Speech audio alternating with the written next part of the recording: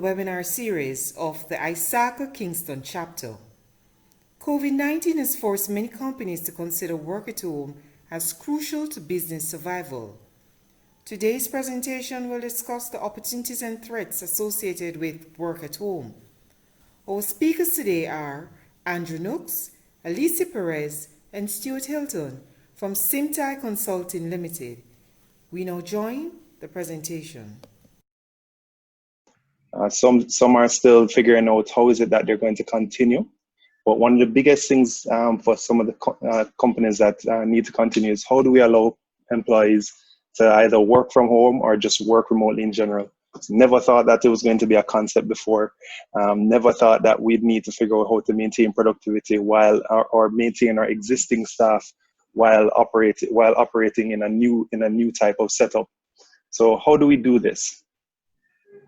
We talk about our continuity, of course, and just to give you a bit of overview, our traditional business continuity planning, or the approach that we take to business continuity, is what would happen if we lost a piece of the business? What would happen if a critical service went down? What if we had a natural disaster? That's been the general question, and we create all these scenarios and approaches to remediating or being able to recover from that. How do we bring back up services? What is our recovery time objective, RTO, RPO, etc. And now we're saying, how do we operate in a new type, how do we operate in this kind of disaster type setting, but not fully losing a part of the business? So of course, what we're trying to do now is take a few step backs, but do it in an agile manner. We're doing it now. So we're doing our business impact assessment or analysis all over again. What we need to do in order to achieve that is we have four actionable areas. Mm-hmm. And this of course is where the IT audit, security, risk, this is where our domain is. We are the ones who are going to perform these assessments. So we start off, of course, by setting our scope and objectives. And that scope and objective is where we identify a particular business area and we define our approach to being able to assess it. Of course, we can start with the high level where we look at the entire business and we set up a high level process flow and say, from start to finish, this is the bread and butter of our business. And then drill down from there onto some core business areas. Given that we're now in a space of having to move very quickly to move people into a new type of working arrangement, the best, my encouragement is to go for a specific business area and figure out how we can move that part of the business to a new way of operating. We of course gather our information, and this can be done in a variety of ways. We can interview persons, inspect all the process documentation. Of course, a key thing and a very good thing to look at is our process flows. And if there's no process flows in place, then we as the auditors or the security persons, the analysts, etc., can do so ourselves. We can design it based on our understanding and work with the business persons to make sure we're in agreement. Then focus on the critical operations. How do we identify those critical operations? When building out our process flows, where you see most of the effort happening and where those particular processes are the dependency for a lot of other processes, then you start to recognize where your criticality lies. We're saying that these 5 functions depend on this particular department or this particular area to have something being done. So that becomes your core and some of your key operations that you need to focus on. And of course, once you've recognized and built out all of those processes, you document the key risk and the impact. And in the situation that we have right now, our risk is what happens when customers can't come to us? What happens when the government says everybody needs to work remotely? If you're not an essential person, work remotely. So we're figuring out what that transition means for our business. Of course, document the findings. One of the most famous words in audit is documentation. So of course, we document all our findings, write the report, recommendations, and present it to the business. Of course, the presentation to the business is to have that buy-in to say, listen, we can change the way we operate and still manage to get the results that we're looking for. So make sure to sell that to the business effectively. Then we remediate and improve. So for whatever gaps that we have identified, and for whatever, not to say waste, but for whatever inefficient processes we may have identified, we start to remediate and fix those areas to help improve what we're doing. I say trim the fat because in the traditional brick and mortar, there's a lot of waste processes. There's things that we say, well, we need 5 different persons to stamp one document. And then when we look at it in its detail and its core function, if we could not reach all 5 of those persons, can we go ahead with one stamp? Can we just email it to one person, have them respond with an email saying approved, instead of having to carry it to 5 different departments for a physical stamp? And we've now moved that process from being the traditional pen and paper to being able to email it and accepting that. So we trim all the fats, become lean, and identify what's our core process.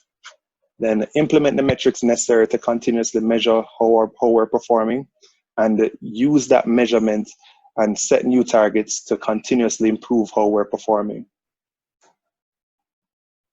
So of course from here, so again, this is your typical high level flow, from your scope and objectives all the way to remediation. And always think of it as a cycle of continuous improvement. PC, plan, do, check, act, and continuously improve. This particular business impact assessment then leads into what is our risk strategy for moving our processes from the old state to the new state, and of course putting in all the controls to manage it from there. I hand over back to Andrew.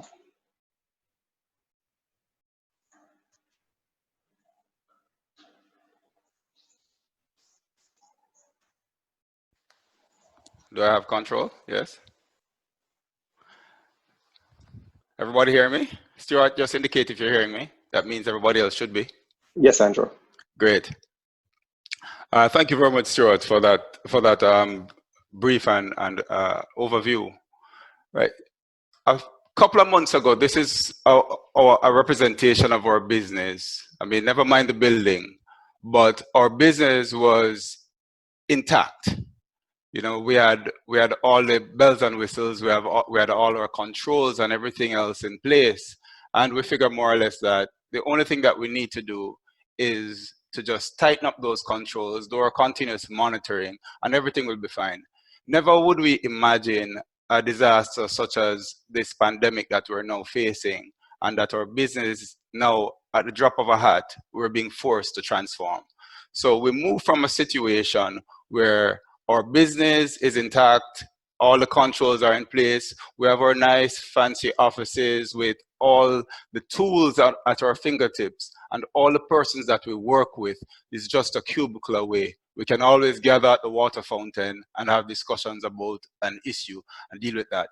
Now that has changed. Even the fact that we are doing a webinar as opposed to having a face-to-face where I can see your faces and have discussions with you, we're now in a situation where we're operating virtually and maintaining social and physical distance. I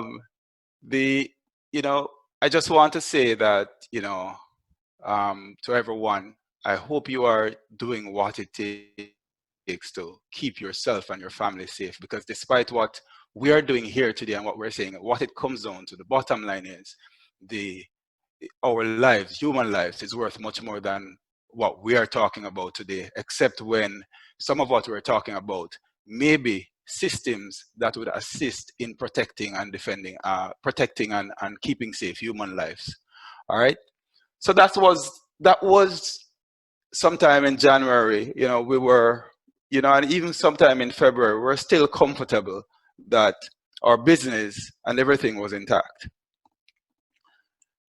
Now today, our business has now extended, not just to this home, but our business has now extended to multiple homes. We had our IT team that could deal with any issues. They had all the controls in place to deal with malware. They could deal with any network breakages, any outages, any application and application software challenges. But now we are sent home to work, and our home environment is much different. We're sent home to work in a time of international crisis. Some of the devices and tools that we use to work are even scarce. So for organizations who have never considered bring your own device, is now saying, do you have a device?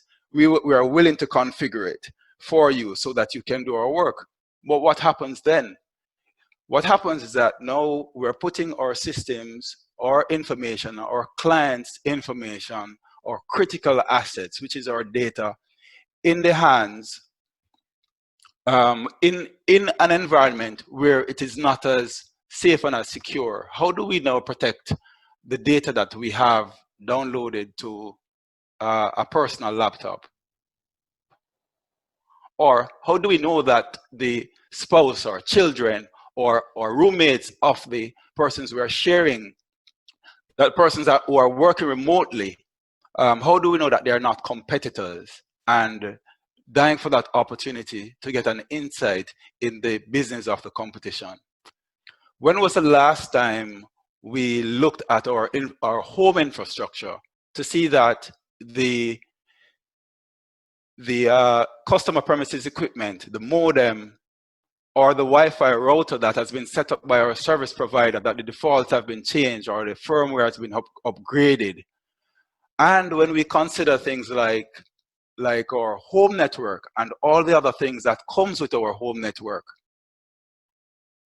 you know, this whole business of having a smart home, you know, what happens in a smart home type scenario where we have everything connected together? What are we actually doing when we're exposing, when we are now forced to expose our critical infrastructure in times like these, right? And even if we're working from home and we're on our home network and we're relatively in a safe environment, we have kids, and our kids are possibly in high school, they're learning things, they're probably in college, where they're learning new things. Whilst you're downstairs busy working, what are they upstairs doing? You know, I mean, for those of us in the security field, when we see a couple of teenagers gather around some Mac computers, then you know something can be happening there, right?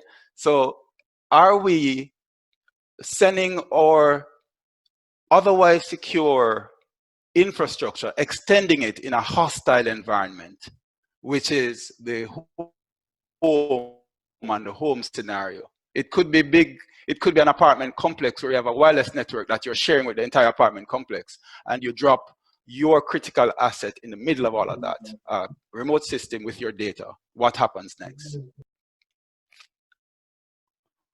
So in looking at this and looking at going remote, there are several things that comes into play. And Stuart mentioned from the business continuity perspective, understanding what is critical to the business. So you have to identify the services that you're going to move forward with. You have to bring your services down to the bare minimum. You know, a lot of persons figure, a lot of entities figure that they have to be all things to all persons. And in doing so, you know, talk to them in January and they will tell you that there are some things that they just must do. They have to do this. There's no way possible that the business can operate without doing these things. Now we're in a situation where we're forced to look at what caused us to go into business in the first place. What is critical to us? Who are we servicing, and what are those services? But we have to take that a step further, right? In making this assessment as to how we're going to continue, we have to now look at three primary things, right? We have to look at the people. We have to look at the people. We also have to look at the processes, and we have to take a serious look at our technology. All right? So in doing that, in looking at our people, we have to determine if the people have the right tools. Are the tools protected? do we have control over our information, especially if it is in a remote sense on somebody else's device? What are some of the tools that can help us to protect that information from going elsewhere, especially in these days of data theft and scamming and everything else, right? Can we, if layoff is a real thing that is happening even now, and even employees and services that you have moved remotely, there can be instances where you now have to say to those persons that, listen, we can't afford to carry you anymore. Businesses are already doing that. What happens to the data on their personal system that they're using? Is it containerized? Is it something that you can control remotely? You know, all of these things comes into question. And for some of us, we are even sending out persons and saying, hey, work remotely, and we don't know what their living situation is. We don't know if they are sharing wireless network, if they're sharing network. We don't know if they have the appropriate controls in place. And for some of the systems, we don't even know if the systems have the appropriate control, because we're doing everything in somewhat of a rush. Then the mention of, one second here.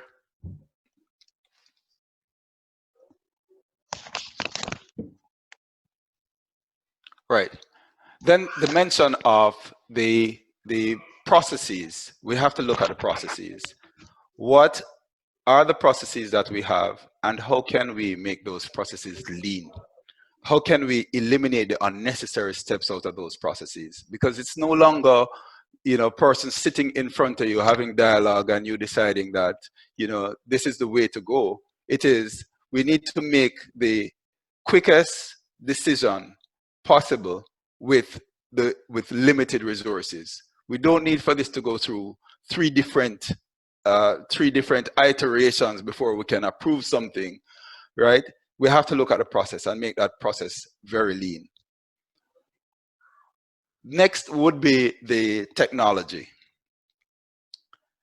Where technology is concerned, and working remotely is concerned, communication is key, right? Again, we're moving away from the normal business where everybody's a cubicle or an office away, or probably a floor away, or well, still persons are a phone call away, and we're relying much more on that kind of technology for communication. We're relying on emails, we're relying on all that. Project management becomes an issue because now project managers are not in your face as much as when they can walk over to your desk and say, hey, you have a deliverable that's due. What's going on? When am I going to get it? You know, so the whole business of project management is also changing. Well, web and video conferencing speaks for itself. We're now here having a video conference or a web conference, and identifying and looking at your core systems infrastructure. How are your systems currently configured? Are you hosting your own systems where you now have to set up remote access to those systems, virtual private networks, or remote desktop or terminal services, or whichever of the different tools that you can find? Or are you one of those companies that have been a little bit ahead of the game and have moved some of your infrastructure and core systems and services to the cloud? If you are one of those entities, you're a little bit ahead of the game. But it doesn't help even when you're working from home. And I tell you a personal experience. I am supposed to be working from home, and I have not had my internet service went out on Sunday, and it's not back yet. So as we speak, I am in office doing this presentation because my service broke. My backup service was a bit too slow for this presentation. I didn't want to take any chances. So here I am in office working, even though, you know, we are supposed to be working from home. Does the system work? For us generally, you know, a lot of technology companies, and I see a couple of my colleagues here in the technology industry, you know, you are a little bit ahead of the game, but it doesn't mean that everything is perfect, because some of the businesses and the people that you serve, they will also change the way how they do business and send us changing the way how we operate. So we have to look at our core services. What it really comes down to is that, you know, of all the myriad of things, I've picked 3 things that we must do. We must plan, we have to implement, and we have to verify. So a lot of us are now scrambling to say, we have to go remote. How can we set up some remote services and all that? And we're turning on VPN and we're allowing persons access and all that. But at some point in time, we're wondering, are we doing this thing correctly?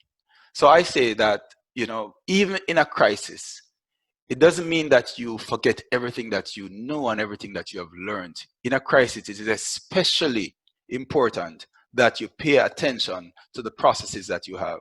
And for those organizations that have a business continuity plan, and they would have provision for emergency situation. This emergency situation is not one that anybody could really anticipate. So this is exceptional. But having a plan in the first place with emergencies would mean that you are at least a couple of points ahead of the game in doing that, because planning is important, right? In planning, all the facets of what we do as practitioners, the risk managers, the compliance officers, governance experts, the networking experts, incident managers, the other practitioners and service providers, the role that they play is still important, even in a time of crisis. So we still have to be looking at the risk and how we handle that. Do we transfer the risk?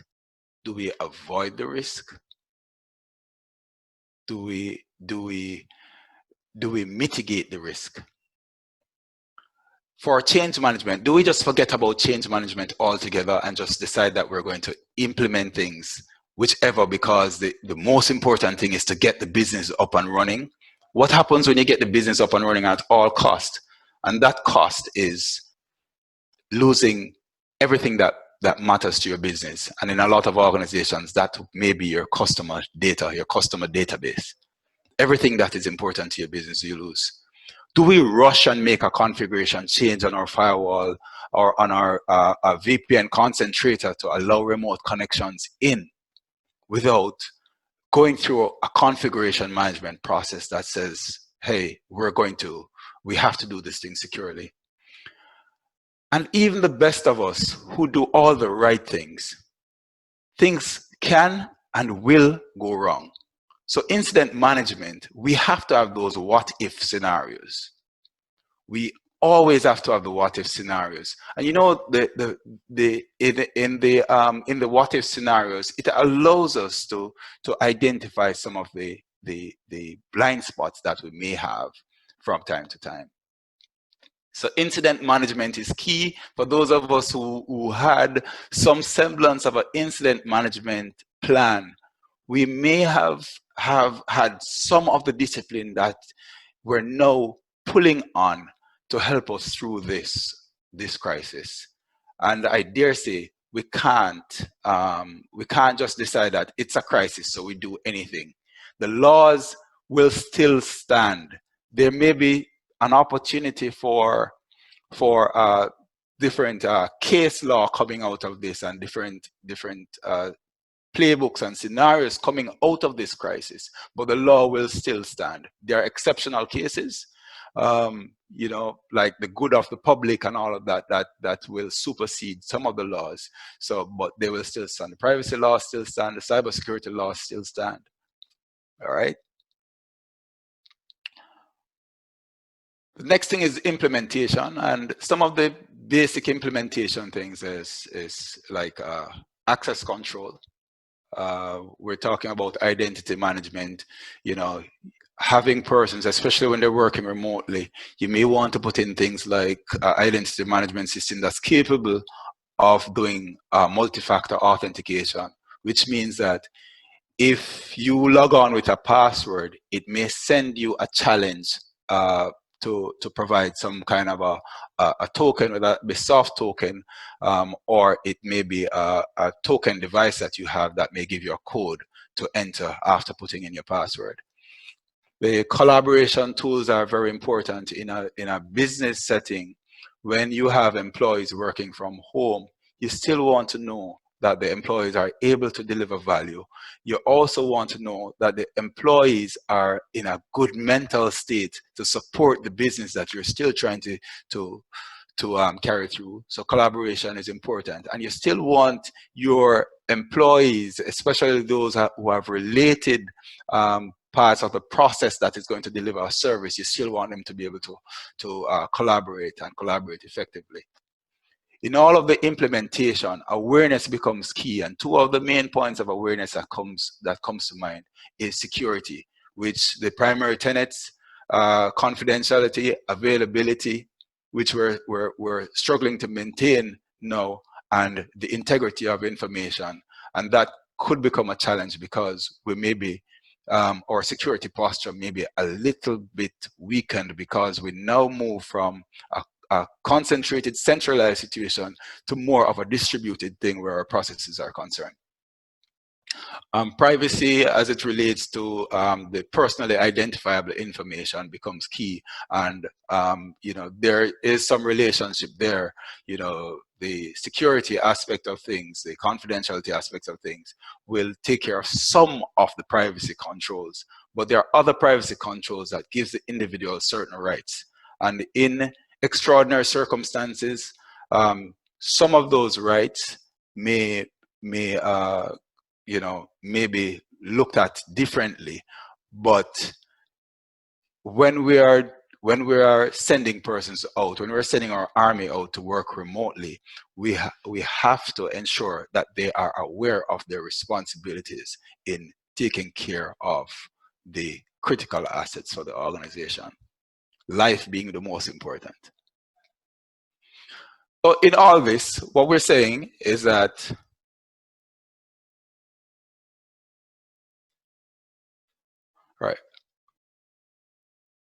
what we're saying in all this is that when we start looking at the plan, implement, and verify, it doesn't mean that everything just goes away.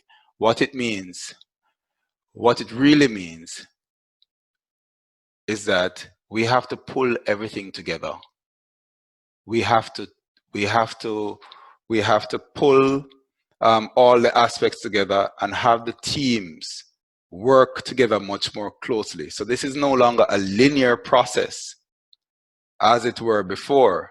This is now a more collaborative and cohesive process where we're working in agile teams. So all the stakeholders, all the decision makers have to huddle in a room together. The plan has to be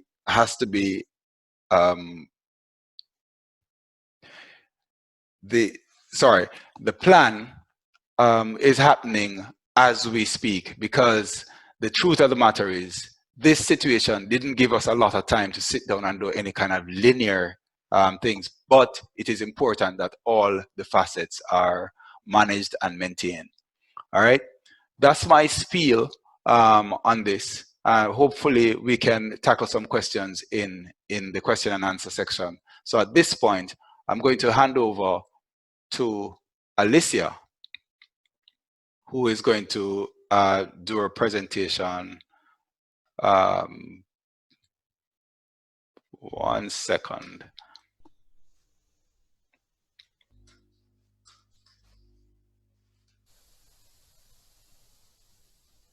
Right.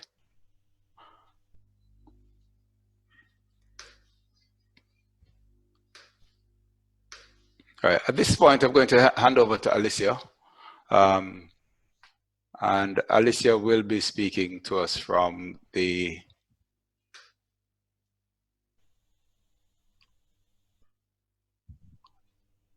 Alicia will be speaking on the post-crisis digital transformation.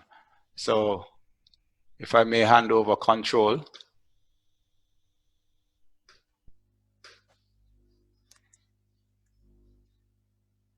All right, thank you, Andrew and Stuart, and thanks to the ISAC Kingston chapter for having us.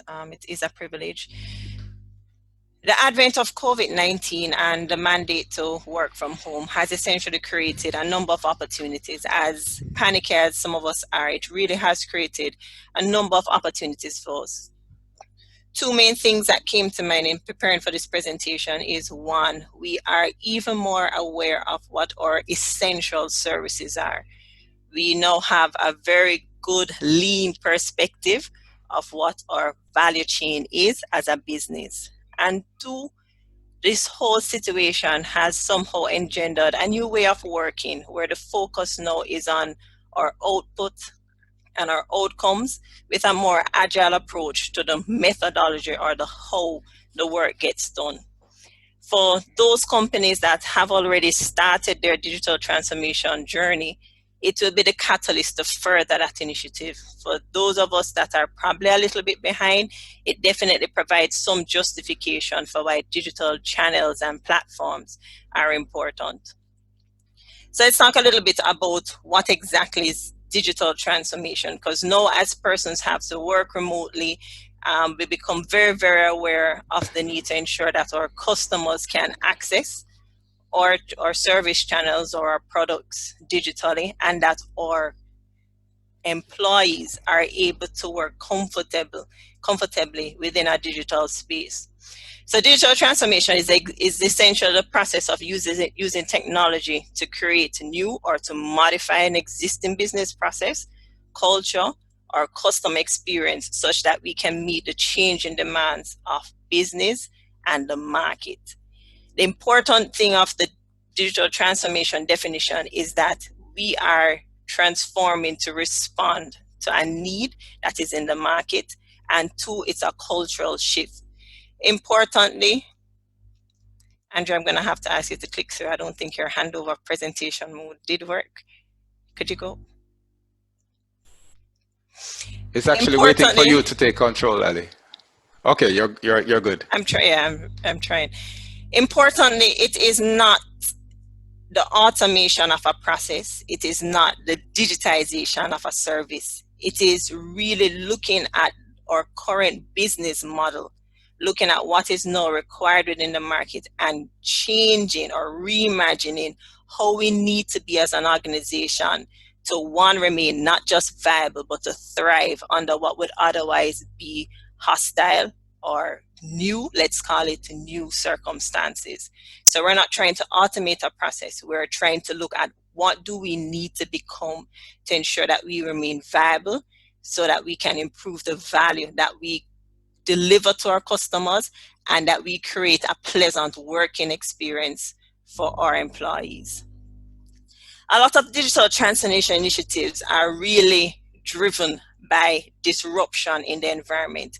To date, a lot of times when we spoke about digital disruption, we thought about the Netflix and we thought about the Ubers. But COVID-19 is essentially disrupting the way we look at the business landscape. And it is changing the value proposition of some of our existing businesses in terms of the goods and services that we provide in some instances, and in some instances, how we provide those goods and services. A lot of times what disruptors do is to challenge the affordability of our services, how conveniently those services can be delivered, and how effective what we're providing is in terms of what the ultimate end goal is. And disruptors that are effective, or the disruptors that do well, are those that are usually able to tick off on all those 3 points. They can come in more affordable, they're more convenient, and they're effective. A good case point, as we talk about in the context of working from home, where we're moving away from the importance of brick and mortar, is to look at the case of Netflix and Blockbuster. For some of us a little older, we can remember Blockbuster. Of course, I would not be able to relate given how young I am. But we looked at the advent of Netflix, and if you're looking at the graph to the top right corner, you see the exponential growth in Netflix and how it totally annihilated Blockbusters in just a matter of a few short years, getting market dominance very easily. It is the impact of technology. What technology allows us to do is to move away from incremental improvement and being able to exponentially improve, because it allows us to make our products, our services, our offerings more ubiquitous, and also giving us a good opportunity to scale. COVID-19 is allowing us a great opportunity right now to look at our businesses and answer these questions, and to measure them against the three tenets of what we would call now digital sustainability. How I'm operating now, does this make me most affordable to my customers? Is it the best way to offer the products and services, the most convenient way for me to interact with my employees and my customers? Because remember, talent is a huge part of our business model. And is this the most effective way of delivering to my market space?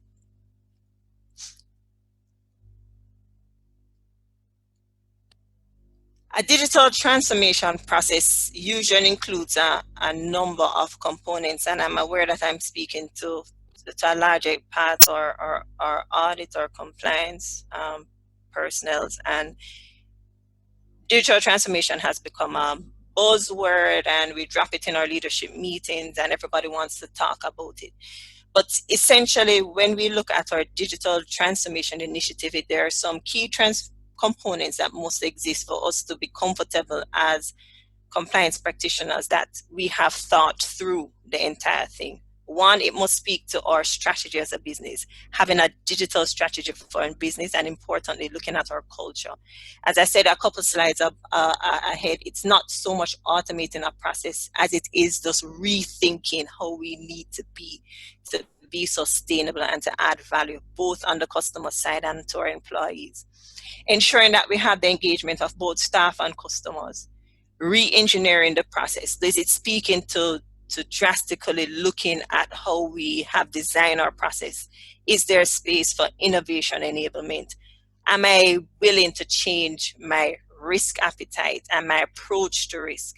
Looking also at our technology capability, being very open about the fact that technology is changing so quickly that I'm not able to give hard and fast commitments in terms of where I will be in 3 years. But I can anticipate, given the exponential growth and capacity that comes with technology, that I can dream bigger than I'm currently doing today. Is what I am aiming for in terms of my digital transformation initiative sufficiently aspirational to warrant all the cultural shifts and pivots that are necessary in a transformation engagement?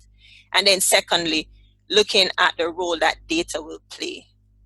Data is going to become, or is the quote unquote water of our business existence. We cannot do without it. It's the basis on which our decisions are made. It's the basis on which we pivot as it relates to business direction. The work from home phenomena affects two main pillars, two main components here. It's the technology capability, and Andrew spoke at length about that. We in using remote work as one of our mitigating strategies, or part of our continuity plan. Most of us had envisioned that in the event of a disaster, there are a subset of our workforce that had to work remotely. And just looking back at some of the businesses that we've interacted with, we probably didn't do such a great job in terms of identifying who really would be those critical people that had to work remotely. Most companies, their IT staff had VPN access, but what are the people who we actually need to be working to keep our lights on? Ensuring that we have identified those persons and that we have enough capacity in terms of the technological infrastructure to have all those persons connected and working. And then ensuring that our staff is engaged, our customers are aware of where we're going. There are three main steps that I'll run through quickly in terms of what's entailed in a transformation process. The first one is to be very, very clear on the value proposition that we're bringing to the table. Remember, disruptors are disrupting because they can somehow bring greater value than what the market is currently offering. Be clear on what that value proposition is, one, and two, set clear aspirational targets and ensure that we manage it to realization. And we highlight aspirational here because the fact that you're leveraging technology means that we expect exponential growth. And for our auditors, if you're looking at a digital transformation plan and we're just getting the same incremental improvements that we had with our last strategic engagement, then something is wrong with that process. Step 2 is to start. And this is sometimes, in my experience, the hardest part for businesses is to just start. Select a flagship project that would have significant impact for how we operate and begin. But use that project execution to actively work on how we change our culture in terms of becoming more digital. I'm not just trying to make sure I have the same 5 stamps as Stewie had in the example, but looking and saying, do I really need it? What other electronic metadata can I use to be comfortable that what I'm signing off on or what I'm receiving is adequate and meeting the intended standards of the process? And secondly, looking at changing how we work to be more agile. The third step is really to build on that value. Once we've started that flagship and we've started delivering value, continue to look for other quick wins. So work from home could be an opportunity where we realize that some staff are just more productive if they work remotely.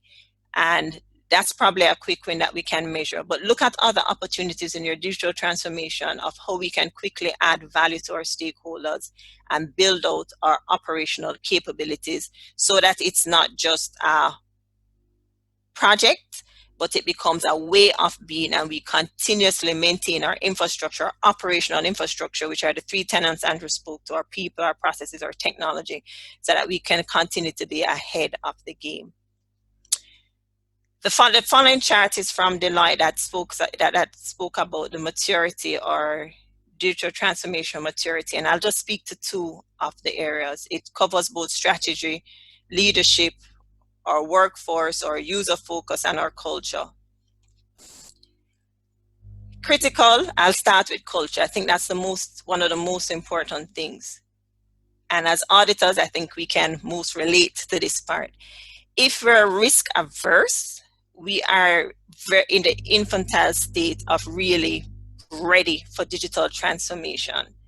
It takes not just being risk tolerant, but risk receptive, looking at the opportunity side of risk, embracing it, fostering innovation, and building the infrastructure for proper, not just collaboration, but ensuring that we can measure value and keep tabs on how the initiatives that we're rolling out in our transformation project is delivering on the value proposition that we made at get-go. So this is fundamental to whether or not we're going to be successful, is how we pivot culturally.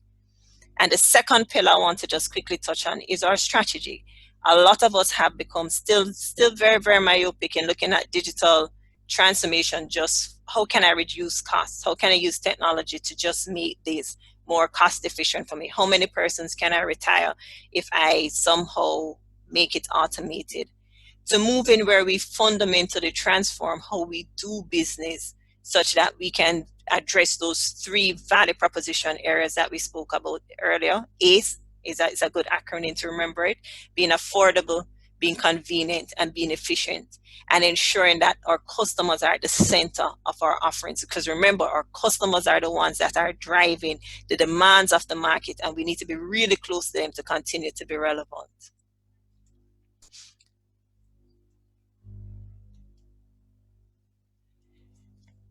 So in an overview, as this work from home and all of us have just a little bit of time at home to think about how we do business, how we have been providing assurance services to the various organizations that we work with, how we could somehow add value in terms of digital opportunities that they've probably not grasped and worked on.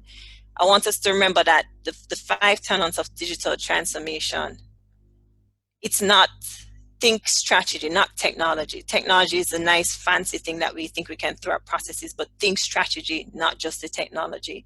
The customer must be at the center of what we're trying to do. remember our new way of working, empower users versus trying to micromanage. A lot of persons have an issue with working from home because you somehow feel that you're losing control. Your job is not to so much manage people as it is to manage a process and ensure the results of that process. Fourthly, adopt agile principles, simple substance over form. And at the end of the day, ensure that with everything that we're doing in terms of innovation, is we have not innovated if what we produce somebody's not willing to pay for. So it's very critical that we're not only paying attention to our customers, but we're developing something that they actually want to buy at the end of the day. So in closing, putting all three presentations together, as we think of continuity, work from home as a continuity response, continuity should be critical service focused. We need to identify and implement those tools and controls that are consistent with how our business model is changing and will change. Where possible, digital, go digital, that's the future. But use value creation as a measure of success. We can always go digital through technology, but ensure that we do it responsibly by using value creation as our measure and as our guide. Embed security and privacy throughout the journey. It's better to build it up front than try to design it at the end. And above all, remember that cultural pivot that we all need to think about. Adopt a lean and agile approach to how we take on the path ahead of us.